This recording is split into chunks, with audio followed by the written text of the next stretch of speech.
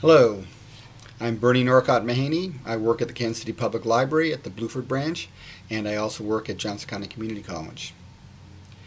Throughout the month of April, I'm trying to share poems by reading some poems that I like aloud. Poems are meant to be heard, and so I'm doing this so that in fact you can hear the poems, not just see them on a page. So the poem that I would like to do today is called The Concord Hymn. It is by Ralph Waldo Emerson. Emerson was one of the leading lights of a movement in American letters and religious thought called the Transcendentalists. So Emerson had himself been a Unitarian minister and then retired from the ministry early. He was only a minister for about 3 years, and then he left the ministry to be a lecturer and an essayist. He lived in Concord, Massachusetts, and Concord is where one of the battles that started the Revolutionary War, the battles of Lexington and Concord. And so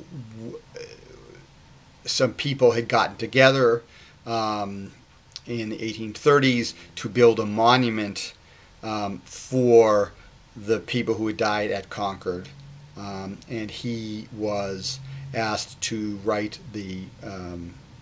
compose and then perform the dedication poem. And that's what this is. It's a poem sung at the completion of the battle monument, July 4th, 1837.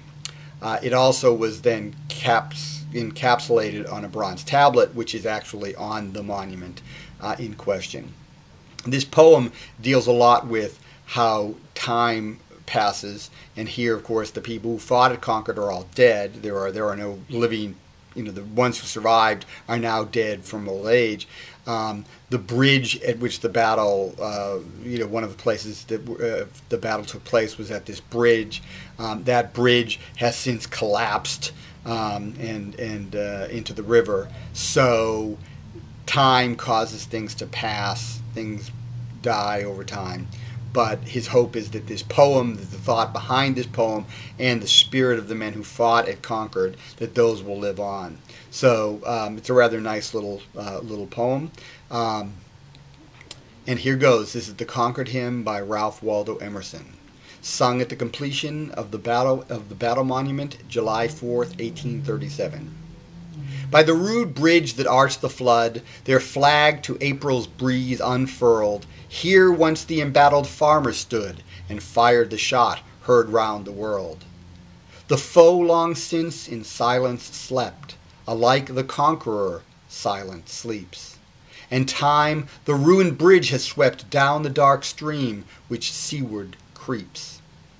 On this green bank, by this soft stream, we set today a votive stone, that memory may their deed redeem, when, like our sires, our sons are gone.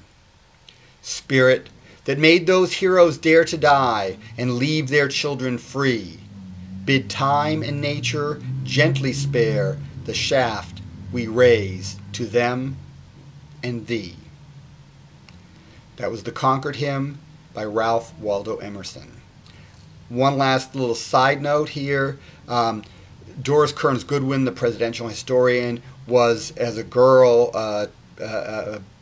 she grew up in Brooklyn, a Brooklyn Dodgers fan, and for the fans of the Brooklyn Dodgers, the shot heard round the world refers to a home run hit by one of the New York Giants in the playoffs that led to one of the World Series. So the Dodgers did not get into the series because at the last minute, one of the New York Giants hit a home run, and that was the shot heard round the world. So that little tidbit that I thought I'd share. So see you again tomorrow.